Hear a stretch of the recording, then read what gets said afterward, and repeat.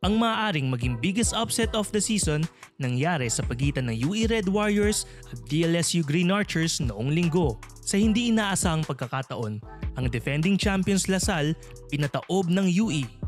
Sa first quarter pa lang, nagliyab na ang Red Warriors at maagang nalamangan ng Green Archers. Malaking bagay ito para sa UE at nagpahirap sa LaSalle nang humabol sila sa second quarter. Nanggigil naman ang Green Archers sa huling 3 minuto sa fourth quarter at nagpakawala ng 12-2 run.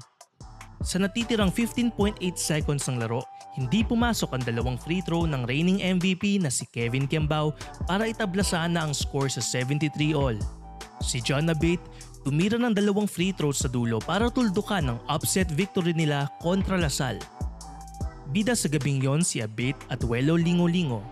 Si Lingo-Lingo nagtala ng 18 points, 3 rebounds, 1 assist at 1 steal.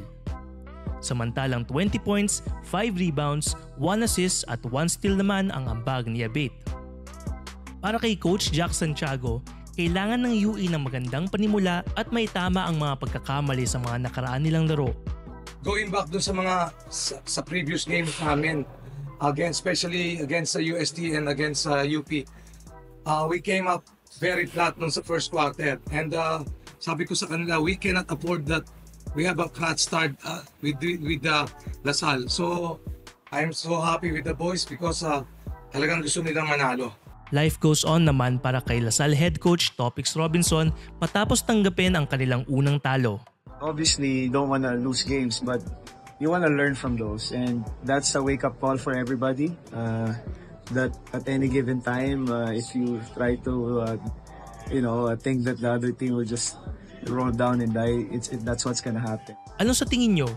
Nagkaroon lang kaya ng off day ang LaSalle last night? Let us know your thoughts in the comments below.